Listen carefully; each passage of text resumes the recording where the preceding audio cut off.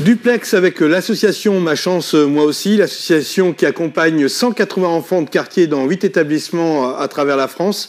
Nous avons à nos côtés un certain nombre d'invités. Nous avons tout d'abord Fanny Bozonnet, qui est sa directrice. Bonjour Fanny. Bonjour. Nous avons aussi Audrey Barre, directrice du site d'Albertville. Et puis nous avons la chance d'avoir Catherine Dolto, qu'on connaît en tant que docteur et aussi écrivain pour enfants. Catherine, comment ça va ? Ça va très bien, merci. Vous êtes confinée Je crois que vous n'arrivez pas à dire que je suis aptothérapeute. Mais... C'est ça. Vous savez, les garçons, c'est pas toujours facile. Alors, dans ce petit clin d'œil, je vous propose tout de suite d'aborder un sujet qui est d'actualité. Le Premier ministre a annoncé hier qu'il fallait remettre les enfants à l'école. Alors, est-ce que vous avez un avis là-dessus, Catherine, par exemple? Vous pensez que les enfants peuvent retourner à l'école en toute sérénité, malgré l'angoisse de certains parents?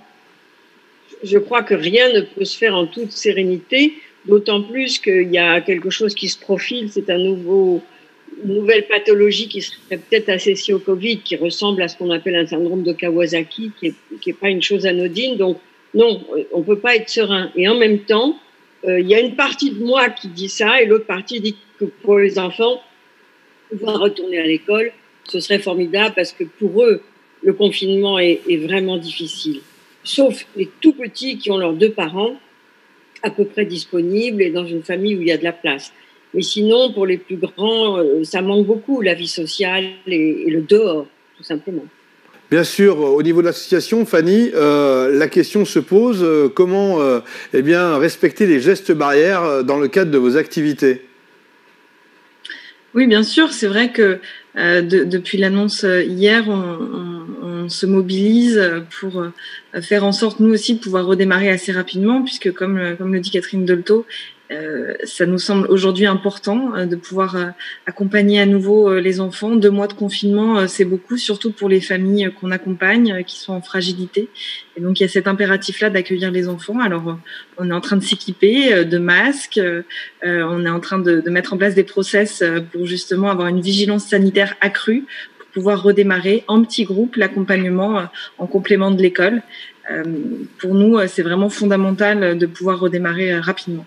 Comment ça se passe le quotidien de Ma Chance Moi Aussi pour tous ces enfants qui viennent vous rejoindre dans les établissements? Et comment ça se passe? Eh bien, je pense qu'Audrey pourra plus le détailler, mais c'est vrai qu'on a aujourd'hui des familles qui sont très angoissées par rapport au virus, mais par rapport à la situation économique aussi, leur situation de travail. Et puis, il y a l'angoisse aussi scolaire avec cette difficulté qu'elles ont de ne pas pouvoir aider leurs enfants parce que souvent elles ne maîtrisent pas la langue. Et puis enfin, les tensions qui sont inhérentes au huis clos, qui sont bien évidemment compliquées à la fois pour les parents, mais aussi pour les enfants qui ressentent tout ça aussi puissance 10. Audrey, j'imagine que dans votre établissement d'Albertville, vous devez bien sûr composer avec ces gestes barrières et puis aussi dans les activités des enfants qui vont revenir dès le 11 mai. Oui, bien sûr. Alors c'est vrai que nous, les familles, les enfants ont vraiment hâte de nous retrouver. Mais c'est vrai qu'il y a beaucoup d'anxiété des familles par rapport justement à ces gestes barrières, beaucoup de craintes, beaucoup d'interrogations. Et c'est vrai qu'elles sont vraiment dans une période de flou. Elles ont envie, mais à la fois elles ont vraiment peur pour elles et pour les enfants. Pratiquement 2 mois d'interruption pour les activités normales, si je puis dire, de Ma Chance Moi Aussi. Qu'est-ce que vous avez fait depuis le 16 mars, Fanny, au cœur des établissements et surtout pour garder le lien avec les enfants? Alors, on a dû fermer, nous, nos établissements dès le 13 mars, bien évidemment, avec la nécessité forcément de garder un lien avec les parents et les enfants. Aujourd'hui, notre mission, c'est d'atténuer les effets de cette crise sur les familles de 2 façons. D'abord auprès des parents, en étant bien sûr présents à travers une écoute active de ce qui se passe. Elles ont besoin de parler aujourd'hui. Et puis aussi les conseiller sur de l'éducatif à très court terme, la gestion des devoirs, la gestion de conflits au sein des fratries, la gestion des écrans. Et puis enfin, mettre en lien les enfants à travers des visios, proposer des goûters partagés, par exemple, pour que là aussi, ils restent dans un lien social et qu'ils sortent un petit peu de l'atmosphère familiale qui peut parfois être un peu tendue. Audrey, en tant que directrice d'Albertville, quels sont les ressentis que vous avez avec les familles ? Alors c'est vrai que le confinement est difficile pour les familles que nous accompagnons pour plusieurs raisons. Par exemple, déjà on va avoir certaines familles qui n'ont pas d'espace extérieur, donc de jardin ou de balcon. Donc être confiné à plusieurs dans un espace restreint peut être compliqué, peut être source aussi de tensions et aussi de difficultés à gérer vraiment la canalisation des enfants. C'est vrai que c'est pas toujours facile. Il y a aussi des sources d'inquiétude. Une première inquiétude qui va vraiment être une inquiétude médicale liée au virus. Beaucoup de questionnements, beaucoup d'interrogations, beaucoup de peur de tomber malade, peur que les enfants tombent aussi malades, beaucoup d'anxiété quant à la reprise aussi de l'école. Et puis, il y a vraiment une inquiétude qui va être liée à la scolarité des enfants. C'est vrai que depuis le 16 mars, maintenant, l'école se fait à la maison.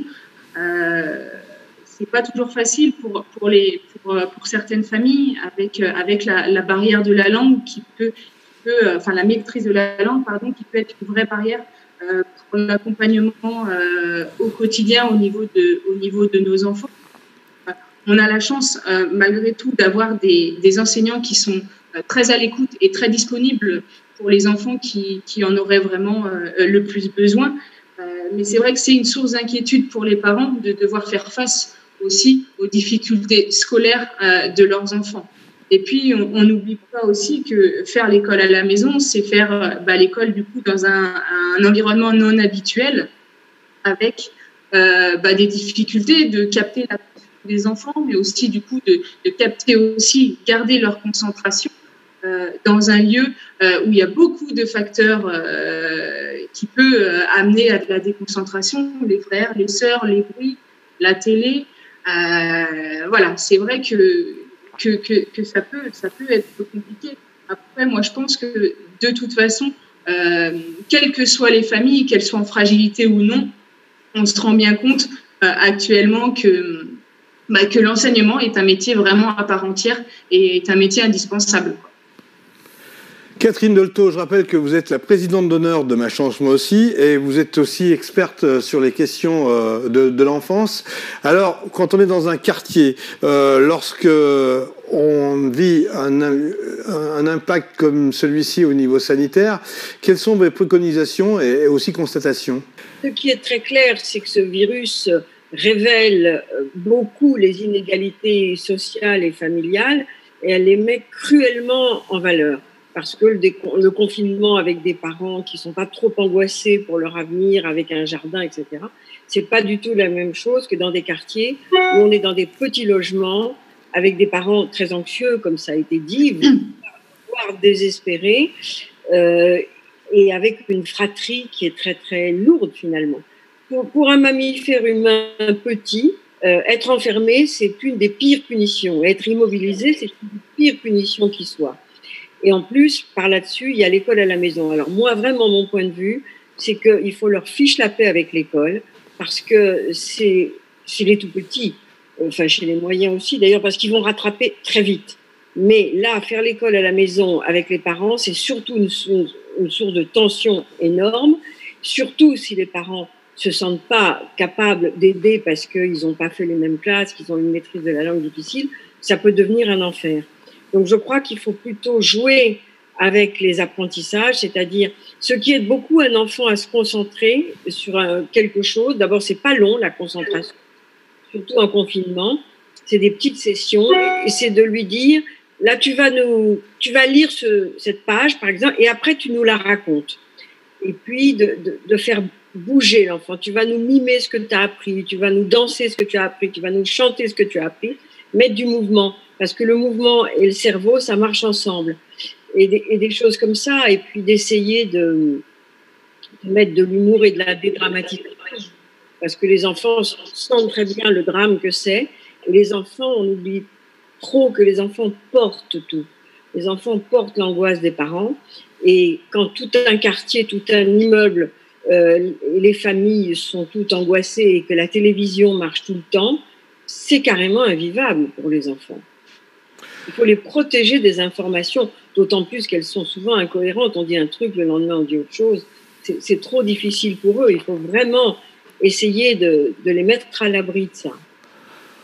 Alors on commence à parler de déconfinement, Catherine. On espère un retour à la normale qui va être forcément progressif. Qu'est-ce que vous préconisez et suggérez aussi bien pour les enfants que pour les parents?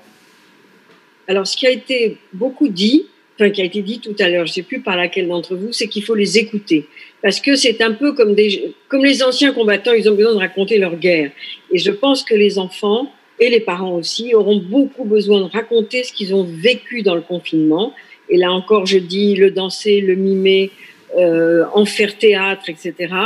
Pour, le mot qui me vient comme ça, c'est pas le bon, pour exorciser ce qu'ils ont vécu, pour partager. Et ce qui sera très important pour les accompagnants de Ma Chance Moi Aussi, ou pour les enseignants, c'est que surtout, aucun enfant ne puisse se sentir moqué ou critiqué dans le récit qu'il va faire, ou que ses parents soient moqués ou critiqués, ou tant soit peu humiliés.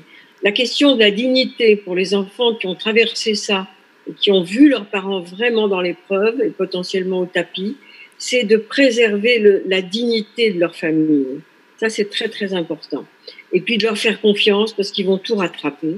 Mais tant qu'ils n'auront pas dit et quand ils n'auront pas été écoutés dans leur récit, ils ne pourront pas recommencer à apprendre. Ça, j'en suis convaincue. Fanny, dernière question. La reprise, c'est pour bientôt pour l'ensemble des établissements. Comment voyez-vous les choses? Quel message voulez-vous adresser aux familles? Le premier message qu'on aimerait adresser aux familles, c'est de nous faire confiance. C'est important pour reprendre ce lien qu'on a avec elles. Alors bien évidemment, nous on les encourage à retourner à l'école parce que ces enfants, ils ont vraiment besoin aujourd'hui de retrouver leurs copains, de retrouver d'autres adultes aussi, qui étaient importants pour eux jusqu'à présent, de retrouver leurs repères, de retrouver un cadre qui peut être un petit peu absent ces dernières semaines.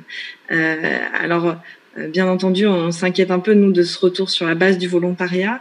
Mais voilà, on va vraiment les encourager à retourner à l'école et puis bien évidemment à venir aussi à Ma Chance Moi Aussi en complément. Et puis on s'adaptera comme on le fait depuis 2 mois. Peut-être qu'on accueillera les familles de façon individuelle, les enfants aussi, pour d'abord reprendre doucement ce lien, pouvoir échanger, écouter, comme le disait Catherine Delto. Et puis on verra surtout comment la situation globale va évoluer parce qu'on est aussi dépendant de ça. On va tout faire pour bien accueillir ces enfants qui en ont bien besoin. Catherine, un mot de conclusion. On vous laisse la parole. Heureusement, la vie associative est là. Alors, Ma Chance Moi Aussi, c'est une association absolument formidable, mais il y en a partout. Je trouve que ce que ça a révélé cette crise, c'est qu'il y a beaucoup de créativité, d'intelligence dans la manière d'être solidaire et que ça, j'espère qu'on va le garder dans les suites et surtout qu'on va jamais oublier que quand il y a des crises, les premières victimes sont les enfants. Merci mesdames et bravo pour tout ce que vous faites pour Ma Chance Moi Aussi et je vous dis à très bientôt sur Savoie News, nous sommes partenaires.